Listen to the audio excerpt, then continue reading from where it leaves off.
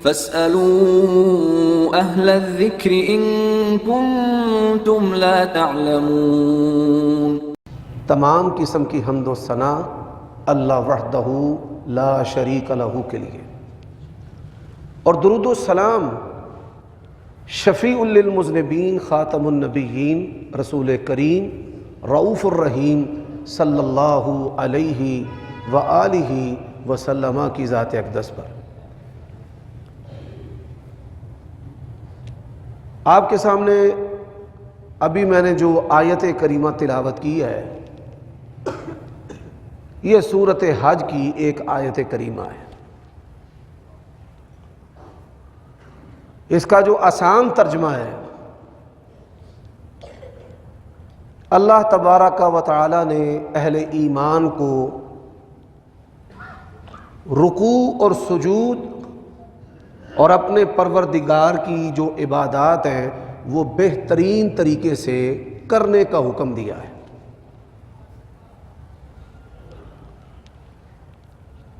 اور یہ بھی حکم دیا ہے وَافْعَلُوا الْخَيْرَ، بھلائیاں کرو، نیکیاں کرو، لعلکم تفلحون، تاکہ تم دنیا اور آخرت میں کامیاب ہو جاؤ۔ اللہ تبارک و تعالی نے دو کام کرنے کا حکم دیا ہے، ایک اپنی بندگی کرنے کا، اور دوسرا نیکیاں اور اچھائیاں کرنے کا۔ جو اللہ تبارک و تعالی کی بندگی ہے، اس کی بنیادی طور پر تین قسمیں ہیں۔ ہر نمازی جو ہے وہ نماز کے اندر اس کا اظہار کرتا ہے التحیات للہ والصلوات والطیبات، زبان سے اللہ تبارک و تعالی کی بندگی کرنا، جسم کے ساتھ اللہ تبارک و تعالی کی بندگی کرنا، اور مال کے ساتھ اللہ تبارک و تعالی کی بندگی کرنا۔ بندگی جو ہے اس کے کچھ مقاصد ہیں۔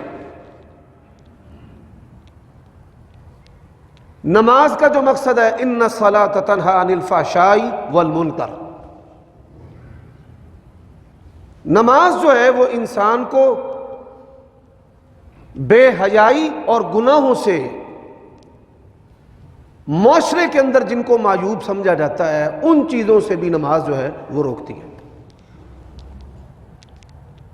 اسی طرح جو روزہ ہے، یا ایھا الذین آمنوا کتب علیکم الصیام کما کتب علی الذین من قبلکم لعلکم تتقون، اس کا مقصد جو ہے یہ بھی پرہیزگاری ہے۔ مال کے ساتھ اللہ تبارک و تعالیٰ کی جو بندگی ہے،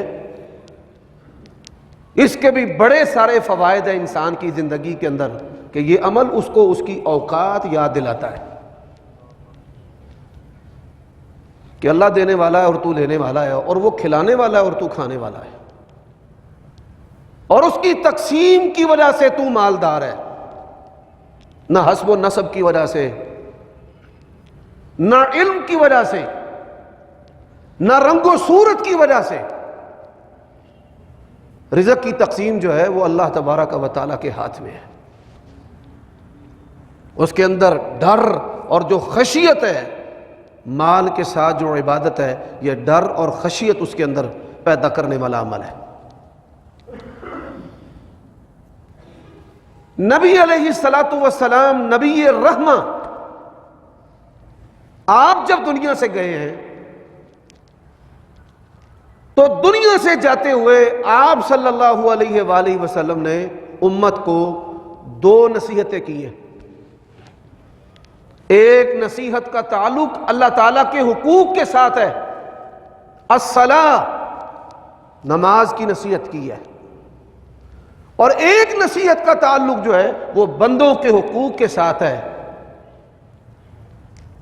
وما ملکت ایمانکم، جو ہمارے زیر دست ہیں، وہ بیویاں ہوں، وہ اولادیں ہوں، وہ مزدور ہوں، جو بھی آپ کے زیر دست ہے، کہ جس کی کفالت اور رزق اور فائدہ جو ہے وہ اللہ تبارک و تعالیٰ نے آپ کے ساتھ جوڑا ہے، ان کے بارے میں اللہ تعالیٰ سے ڈرتے رہنا۔ تو یہ تمہید بیان کرنے کا مقصد یہ ہے کہ عبادات کا مقصد جو ہے وہ انسان کے اندر اچھائیوں کو پیدا کرنا، ان کو پھر قائم رکھنا، اور پھر ان اچھائیوں کو آگے لے کر اللہ تعالیٰ کا قرب حاصل کرنا، گناہوں سے بچنا، گناہوں کو چھوڑنا، اور بتدریج ان سے ہٹتے ہٹتے انسان اور اس کے گناہوں کے درمیان جو ہے وہ اللہ تبارک و تعالیٰ ایسی رکاوٹیں کھڑی کر دیتا ہے کہ انسان اس کے ہاتھوں کو، اس کی آنکھوں کو، اس کے قدموں کو اللہ گناہوں سے روک لیتا ہے۔ نبی علیہ الصلوۃ والسلام نے فرمایا یتقرب العبد الی بالنوافل، انسان جو ہے وہ نوافل اس کے ساتھ اللہ کے اتنا قریب ہو جاتا ہے کہ اس کی زبان سے جو بھی بات نکلتی ہے وہ اللہ تعالیٰ کی مرضی کی بات نکلتی ہے، اس کے ہاتھ اور قدم سے جو بھی حرکت سرزد ہوتی ہے وہ اللہ تعالیٰ کی فرما برداری کے مطابق ہوتی ہے۔ آج کے خطبہ جمعہ کے اندر میں دل کو نرم کرنے والی جو باتیں ہیں وہ آپ کے سامنے رکھنا چاہتا ہوں، اور اس کی میں نے ضرورت کیوں سمجھی ہے۔ ہم میں سے کوئی بھی فرد و بشر ایسا نہیں کہ یہ جو الیکشن کی آلودگی ہے اس کے اندر اس نے شرکت نہ کی ہو، خواہ وہ علماء ہیں، ائمہ ہیں، صف اول کے نمازی ہیں، دیندار ہیں، بالواسطہ بلا واسطہ ووٹ ڈالنے والے بھی نہ ڈالنے والے بھی، ہم اس آلودگی کا حصہ بنے ہیں۔ اب پورا سال ہم نے پھر ایسے نہیں گزارنا، یا آئندہ جو 5 سال ہیں وہ ہم نے ایسے نہیں گزارنے، ہم نے کیسے گزارنے ہیں، یہ اللہ تعالیٰ کی توفیق سے آج کے خطبہ جمعہ کے اندر بات ہوگی۔ حضرات یہ بات یاد رکھیں، صحابہ کرام رضوان اللہ علیہ مجمعین کے اندر یہ فکر رہتی تھی کہ ہمارا جو دل ہے وہ سخت نہ ہو جائے، کیونکہ دل جب سخت ہوتا ہے تو دنیا کی طرف اور دنیا کی جو خواہشات ہیں ان کی طرف مائل ہوتا ہے۔ دل کی جو سب سے بڑی بیماری ہے وہ شہوت ہے، دل کی جو دوسری بڑی بیماری ہے وہ تکبر ہے۔ کسی کو علم کا تکبر ہے، کسی کو مال کا تکبر ہے، کسی کو خوبصورتی کا تکبر ہے، کسی کو حسب و نسب کا تکبر ہے، اور کسی کی اگر بات پوری ہو جائے تو پھر پھولے نہیں سماتا، اس کو اپنی عقل بصیرت اور اپنی بات کا تکبر ہے۔ دیکھو جو میں نے کہا تھا ویسے ہی ہوا کہ نہیں ہوا، یہ بھی چھوٹا سا رب بننے کی کوشش کر رہا ہے نا۔ یہ دل کی دوسری بیماری ہے۔ پھر دل کی تیسری بیماری ہے مال۔ دل کی جو چوتھی بیماری ہے، اور یہ بھی بڑی خطرناک بیماری ہے، منصب جو ہے اس کو حاصل کرنا۔ اور لوگ جو ہیں ان کی عاجزی بھی ایک تکبر کی قسم ہے کہ میں تو نہیں چاہتا تھا اور میرے حلقے کے لوگوں نے مجھے مجبور کر دیا ہے، لہٰذا میں آپ کے ووٹ کا سب سے زیادہ مستحق ہوں۔ آپ کی جو بھلائی فلاح و بہبود ہے، اور پھر یہ سبز باغ اور یہ جھانسیں جو ہیں سب ہم اس میں شریک ہیں، کوئی بھی بندہ باہر نہیں ہے۔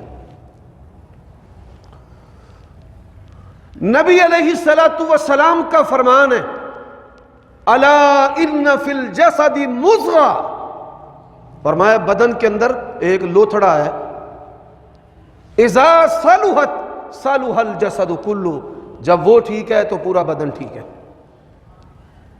اور جب وہ بیمار ہے تو پورا بدن بیمار ہے۔ حضرات آپ صلی اللہ علیہ وآلہ وسلم کا یہ فرمان دین و دنیا، روحانی، جسمانی اور میڈیکل جو سائنس اصول ہے اس کی بنیاد ہے۔ ہمارے بدن کے اندر 3 جو ہیں وہ اعضائے رئیسہ ہیں کہ جن کے تعطل سے موت واقع ہوتی ہے، جگر ہے، دماغ ہے اور دل ہے۔ اب ان کے اندر دل کو مرکزی حیثیت حاصل ہے۔ دماغ کی جتنی بھی بیماریاں ہیں فوراً سیکنڈز کے اندر موت واقع نہیں ہوتی۔ ایسے ہی جگر کے جو عوارض ہیں، جتنی بھی بیماریاں ظاہر ہو چکی ہیں فوراً سیکنڈز کے اندر موت واقع نہیں ہوتی، لیکن اگر دل معطل ہو جائے، کام کرنا چھوڑ دے تو سیکنڈز کے اندر انسان کی موت واقع ہو جاتی ہے۔ تو میڈیکل سائنس کی بنیاد بھی نبی علیہ الصلوۃ والسلام کا یہ فرمان ہے۔ اب آپ صلی اللہ علیہ وآلہ وسلم نے کیا فرمایا؟ فرمایا استفت قلبک، اپنے دل سے پوچھ۔ اگر دل جو ہے وہ کھٹک محسوس کرتا ہے، شبہ کا شکار ہے، تو فرمایا دع، اس چیز کو چھوڑ دے۔ یعنی دین اسلام کے اندر اس کی اتنی اہمیت ہے۔ صحابہ کرام رضوان اللہ علیہم اجمعین اللہ کے نبی سے شکایت کرتے تھے، آپ کے پاس بیٹھتے ہیں دنیا بھول جاتی ہے، اور یہاں سے جب اٹھ کر جاتے ہیں تو پھر ہم بچوں میں، تجارت میں، مال میں، کاروبار میں مصروف ہو جاتے ہیں۔ تو آپ صلی اللہ علیہ وسلم نے 2 باتیں ارشاد فرمائی۔ پہلی بات کہ یہ ایمان ہے کہ انسان کو اچھائی اور خیر محسوس ہو، اور پھر اس کے اندر جو کمی ہے یہ بھی محسوس ہو۔ ہماری اکثریت جو ہے وہ اس خوبی سے بھی خالی ہے، تو ان کو یہ محسوس نہیں ہوتا کہ میرا ایمان اوپر جا رہا ہے یا نیچے آ رہا ہے۔ اس کی ایک بنیادی وجہ ہے،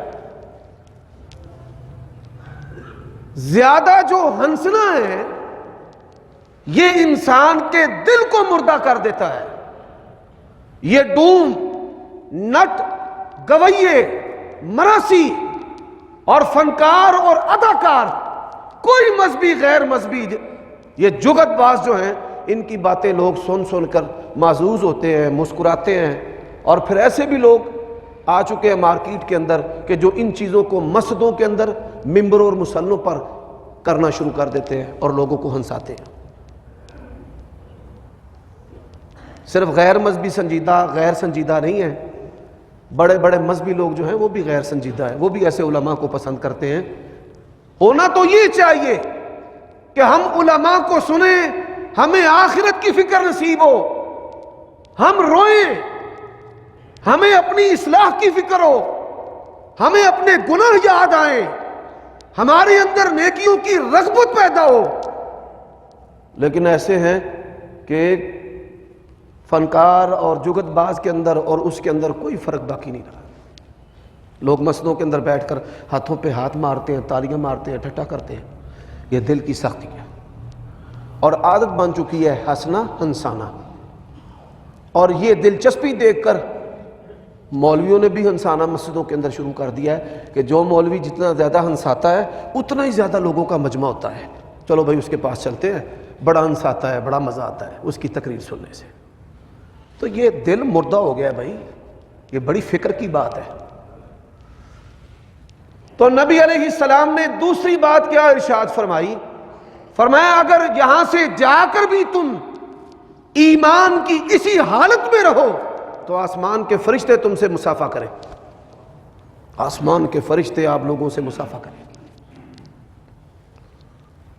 اچھا جی، دل کی جو سختی ہے اس کا جو ایک بنیادی سبب وجہ ہے وہ ہے کہ ہماری زندگیوں کے اندر جو حواس ہیں، ہمارے کان، ہماری آنکھیں، ان کے اندر قبر، موت، موت کی سختیاں اور موت کی طرف جو لے جانے والی چیزیں ہیں وہ نہیں ہیں، وہ شامل نہیں ہیں۔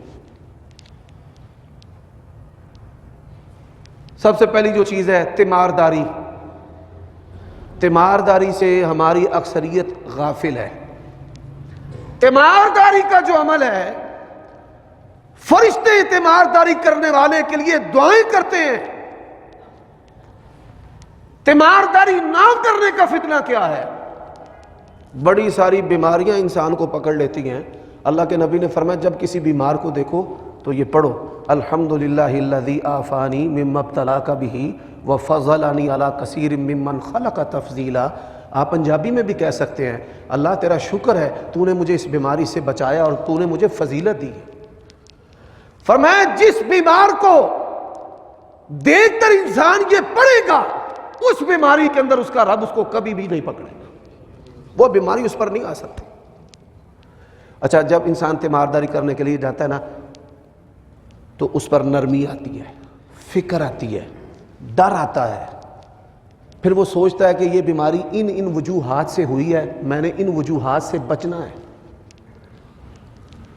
اچھا جی تیمارداری جو ہے یہ بھی آپ صلی اللہ علیہ وآلہ وسلم نے فرمایا کہ مسلمان پر 6 حق ہیں, ان میں ایک حق ہے بیمار کی بیمار پرسی کرنا, اور دوسرا حق ہے کہ اگر کوئی شخص دنیا سے چلا جائے تو اس کا جنازہ پڑھنا, اس کی قبر پر جا کر دعا کرنا. اور آپ یہ سن کر حیران ہوں گے کہ ہم ویلے بھی ہیں, فارغ ہیں, جنازوں میں جاتے نہیں ہیں, اور اگر جاتے ہیں وہیں سے دوڑ کر آ جاتے ہیں, قبر پر نہیں جاتے. قبر پر آپ دیکھیں جنازے میں اگر 1000 افراد ہیں تو قبر پر بمشکل 100 افراد ہیں. اور نبی علیہ الصلوۃ والسلام نے کیا فرمایا؟ فرمایا کہ جب کوئی مسلمان کسی مسلمان کی نماز جنازہ ادا کرتا ہے اللہ تعالیٰ اس کو 1 قیرات ثواب عطا کرتا ہے. قیرات جو ہے یہ عربی زبان کے اندر ماپنے کا ایک آلہ ہے, وزن کا ایک آلہ ہے. اور نبی علیہ السلام نے فرمایا کہ قیرات سے کیا مراد ہے؟ فرمایا احد پہاڑ کے برابر اللہ تعالیٰ اس کو ثواب عطا کرتا ہے. اور جب قبر پر جائے تو فرمایا 2 قیرات. اب عمل جو ہے وہ چھوٹا سا ہے. ہمارے پیارے نبی علیہ السلام کے اس فرمان کا مقصد کیا ہے کہ یہ قبر پر جائیں, دعا کریں, ان کے دل دماغ کے اندر قبر کی فکر, آخرت کی فکر جو ہے وہ پیدا کریں. حضرات نبی علیہ الصلوۃ والسلام کا فرمان کیا ہے؟ اکثروا. 99% ہمارے علماء, دیندار, مذہبی لوگ, نمازی نبی علیہ الصلوۃ والسلام کی اس حدیث سے بھی غافل ہیں. اللہ کے نبی علیہ السلام کا فرمان ہے اکثروا. اس کا کیا معنی ہے؟ فرمایا بہت زیادہ, حد سے زیادہ, بہت ہی زیادہ کیا کرو؟ ذکر حازم اللذات. فرمایا یہ لذتوں کو جو توڑنے والی موت ہے نا اس کا کثرت کے ساتھ ذکر کیا کرو.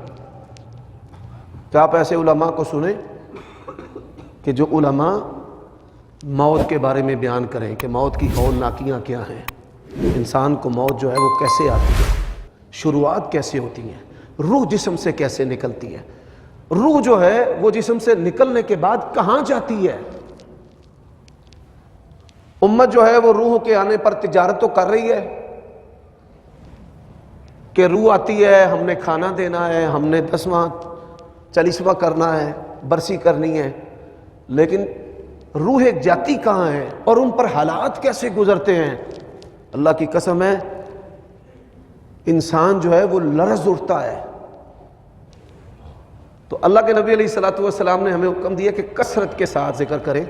آپ جائزہ لیں, آپ اور میں, ہماری زندگی کے اندر کیا کثرت کے ساتھ موت کا ذکر ہے؟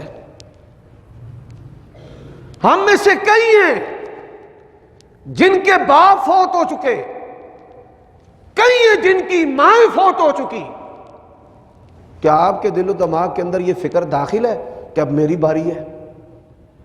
جس ہستی کے ذریعہ میں دنیا پر آیا ہوں وہ تو جا چکا ہے, میری ماں بھی جا چکی, میرا باپ بھی جا چکا ہے, میری باری ہے. یہی وجہ ہے نبی علیہ الصلوۃ والسلام سے پوچھا گیا کہ عقل مند مومن کون ہے؟ بھائی ہم اگر اہل حدیث ہیں نا تو بے وقوف اہل حدیث ہیں, بڑی معذرت کے ساتھ. ہم اگر اہل سنت ہیں نا تو ہم کم عقل سے فارغ اہل سنت ہیں. عقل مند مومن جو ہے وہ اللہ کے نبی علیہ الصلوۃ والسلام نے کس کو کہا کہ عبداللہ ابن عمر نے پوچھا ہے یا رسول اللہ عقل مند مومن کون ہے؟ فرمایا عقل مند مومن ہوا ہے کہ جو اپنی زندگی کے اندر ہی اپنے مرنے کی تیاری کر لیتا ہے۔ کس کس نے ہم میں سے اپنے زندگی کے اندر ہی مرنے کی تیاری کی ہے؟ یعنی تیاری سے مراد کیا ہے؟ ابھی اس کے جسم سے، بدن سے روح جو ہے وہ نکل جائے، نہ اللہ کے حقوق کے بارے میں اس سے سوال ہو، نہ لوگوں پر جو ظلم و ستم اور لوگوں کے جو حقوق و فرائض ہیں اس کے بارے میں سوال ہو۔ بھائی میں نے کسی کا قرضہ نہیں دینا، میں نے کسی کی غیبت اور چغلی نہیں کرنی، میں نے کسی کا حق نہیں مارنا، نہ بہنوں کا اور نہ کسی اور انسان کا، میں نے کسی کو دھوکہ نہیں دینا۔ میرے بھائیوں دوستو، ایسا جو بندہ ہے اس کی تیاری ہے، اور نبی علیہ الصلوۃ والسلام کا فرمان ہے من احب لقاء اللہ احب لقاءہ، اور میں جو بندہ اللہ تعالیٰ سے ملنا جو ہے وہ پسند کرتا ہے نا، اللہ تعالیٰ بھی اس سے ملنا پسند کرتا ہے۔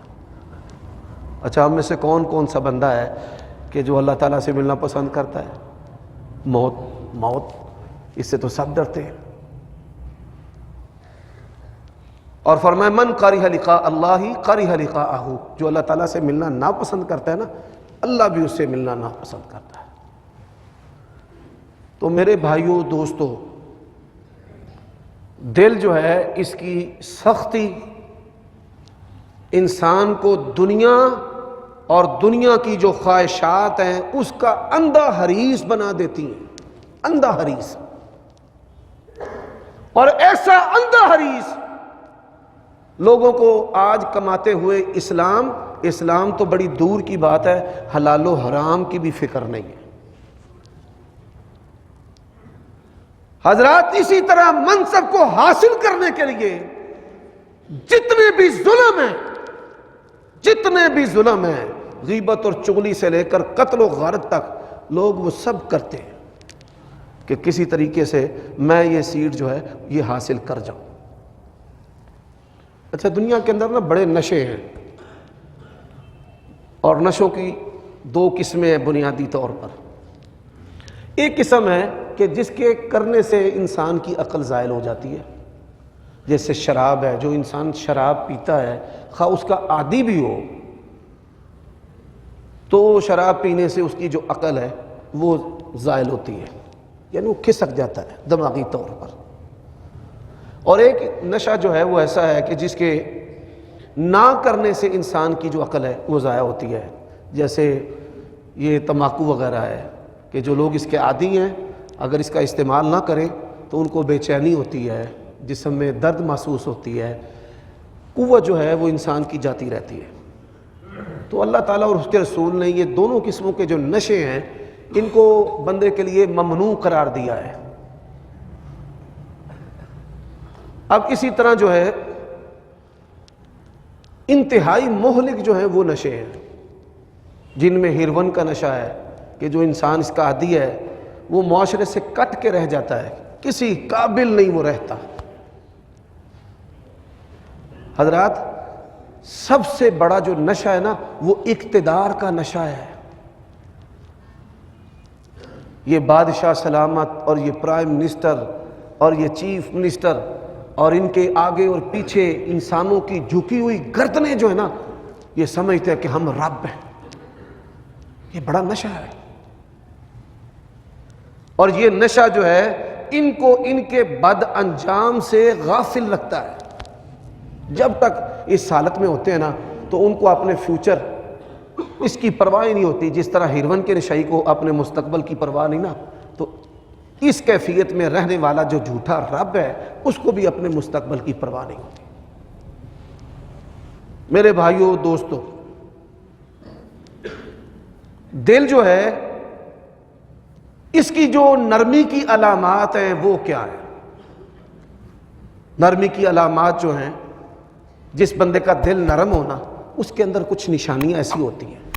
پہلی نشانی فرمایا من کان یؤمن باللہ والیوم الآخر فلیکن خیرا او لیصمت، جس کا اللہ اور آخرت کے دن پر ایمان ہے. شریعت نے بڑی ساری باتوں پر آخرت کے دن کا ذکر کیا ہے. اس کا مقصد کیا ہوتا ہے؟ ڈراوا، کہ تم نے اللہ کی بارگاہ میں پیش ہونا ہے، اللہ نے وہاں تم سے پوچھنا ہے. اور پوچھنا کیسے ہے؟ نبی علیہ السلام نے فرمایا بندے اور اللہ کے درمیان کوئی ترجمان حائل نہیں ہوگا. ساریاں بولیاں اللہ نے آمدیاں نے، کوئی سریکی ہے، کوئی پنجابی ہے، کوئی سندھی ہے، کوئی پٹھان ہے، ساری بولیاں جو ہیں اللہ کو آتی ہیں. اللہ بات کرے گا، کوئی اللہ اور بندے کے درمیان حائل نہیں ہوگا. اور پھر اللہ پوچھے گا. نبی علیہ السلام کا فرمان ہے کسی بھی انسان کے قیامت کے دن قدم اپنی جگہ سے ہلنا تو بڑی دور کی بات ہے، سرکیں گے بھی نہیں، جمے رہیں گے وہاں پہ ایسے. اس کا پاؤں اس کی جگہ سے ہلے گا نہیں. فرمایا جب تک اللہ تبارک و تعالی چند سوال اس سے نہیں کرے گا. پہلا سوال ان شباب فیما ابلا، تجھے جوانی دی ہے کدھر گزار کے آیا؟ ان عمر فیما افنا، تجھے زندگی دی کہاں گزار کر آیا ہے؟ اور نبی علیہ الصلوۃ والسلام کا فرمان ہے کہ جسے سوال ہو گیا نا وہ ہلاک ہو گیا. من سئل فقد ہلک. تو بعض ایسے مقامات ہیں جہاں پر اللہ تعالیٰ اور اس کے رسول نے آخرت کا ذکر کیا ہے. زبان ایک ایسی چیز ہے، یہاں پر بھی آخرت کا ذکر کیا گیا ہے. فرمایا من کان یؤمن باللہ والیوم الآخر، اور جس کا اللہ اور آخرت کے دن پر ایمان ہے، فلیکن خیرا، وہ اچھائی کہے یا چپ رہے. اب ماشاءاللہ ہم پاکستانی جو قوم ہے، پاکستانی قوم نہیں بلکہ امت مسلمہ، اور پھر ہمارے موٹیویٹر، ہمارے سیافی حضرات، ہمارے اینکرز، ان کی زبانیں اس طرح چلتی ہیں جیسے موٹر پر پٹا چلتا ہے. چاہے تو ذرے کو، رائی کو پہاڑ بنا دیں، اور چاہے پہاڑ کو ذرہ کر دیں. ایسے ایسے ظلم کرتے ہیں. تو نبی علیہ السلام نے فرمایا کہ جس کا اور اللہ آخرت کے دن پر ایمان ہے، اچھی بات کہے یا خاموش. تو زیادہ جو بولنا ہے، جس طرح زیادہ ہنسنا دل کو مردہ کرتا ہے، اسی طرح زیادہ بولنا یہ کیا کرتا ہے؟ دل کو مردہ. ہر پاکستانی جو ہے وہ مبصر ہے، ہر پاکستانی جو ہے وہ ماشاءاللہ ڈاکٹر ہے، ہر پاکستانی مشورہ دینے کی جو ہے وہ پوری اہلیت رکھتا ہے. حالانکہ نبی علیہ الصلوۃ والسلام نے کیا فرمایا ہے؟ کئی بندے نا یہ ٹوٹ کے یہ نسخے بتاتے رہتے ہیں. تو رسول اللہ صلی اللہ علیہ وسلم نے فرمایا جس نے کوئی ٹوٹکا، کوئی نسخہ بتایا بغیر علم کے اور اس کا نقصان ہو گیا، فرمایا من تببب بغیر علم فہو ضامن.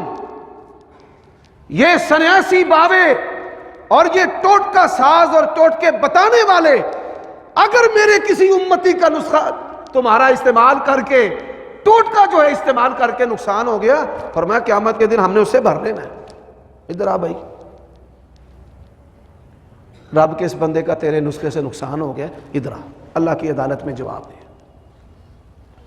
تو کوشش کیا کریں آپ خیر کہیں، خیر کے علاوہ جو ہے وہ شر اور سیاسی مبصر اور تبصرے، کون جیت رہا ہے، کون ہار رہا ہے، اور کیسے ہوگا اور کیوں ہوگا. نبی علیہ الصلوۃ والسلام نے فرمایا کسی بھی انسان کے اچھے اسلام کی علامت اور نشانی یہ ہے کہ وہ لا یعنی جو چیزیں ہیں نا، بے مقصد جو چیزیں ہیں، اس کو چھوڑ دیتا ہے. بھائی آپ نہ آپ کا تعلق جو ہے وہ کسی وزارت سے، نہ کسی مشارت سے، آپ اپنے گھر بیٹھ کر ہی اپنا ایمان جو ہے وہ ضائع کر رہے ہیں، اپنے ایمان کو بیچ رہے ہیں. اس بدبودار ماحول سے نکلیں حضرات. اسی طرح جیسے میں نے بتایا کہ موت کا ذکر جو ہے وہ ہماری زندگیوں کے اندر ہونا چاہیے. اس سے جو ہے وہ انسان کا دل جو ہے وہ نرم رہتا ہے. ہمیں زیادہ نہیں بولنا چاہیے. بے مقصد لا یعنی جو چیزیں ہیں ان کے اندر غور و فکر کرنا، ان کے اوپر اپنی صلاحیتیں اور اپنی قوتوں کو لگانا جو ہے حضرات. اسی طرح شریعت اسلام نے کہا ہے العلم قبل العمل. بھائی عمل کرنے سے پہلے آپ علم حاصل کریں. علم جو ہے وہ انسان کے اندر اللہ کا ڈر پیدا کرتا ہے. ہماری عادت کیا ہے؟ اسی آنے چیز لے لو، منڈے نو موٹر سائیکل دی جانچ آپ ہی آ جائے گی، ٹریکٹر چلانی، یہ ٹریکٹر جو ہے بڑی گاڑیاں چلانی خود ہی آ جائیں گی، اندر چیز ہونی چاہیے چلانی آ جاتی ہے۔ یہ ہمارے ہاں ایک جملہ ہے، یہ بھی شریعت کے منافی چیز ہے، اس سے نقصان ہوتا ہے۔ آپ نے دیکھا ہے کہ اکثر جو ایکسیڈنٹ ہوتے ہیں جن کے اندر بڑے بڑے افراد لوگ جو ہیں وہ مر جاتے ہیں، قتل ہو جاتے ہیں، چھوٹا بچہ موٹر سائیکل چلا رہا ہے، گاڑی چلا رہا ہے، نہ تجربہ کار جو ہے وہ گاڑی چلا رہا ہے، اس کے پاس لائسنس نہیں ہے، اس چیز کا ہنر نہیں ہے، تو وہ اپنا بھی نقصان کرتا ہے اور وہ معاشرے کا بھی نقصان کرتا ہے۔ یہ جو چیزیں نا، انسان کی طبیعت کے اندر آداب، اس کی اچھی عادات، غور و فکر، علم، یہ ہونا چاہیے۔ جہالت اور جہالت کی بنیاد پر بے پرواہی نہیں ہونی چاہیے۔ وہ بے پرواہی ہمارے ہاں ایک انتہائی احمقانہ جملہ استعمال کیا جاتا ہے، جملہ تو بڑا پیارا ہے لیکن اس کا استعمال ہم گناہوں پہ کرتے ہیں۔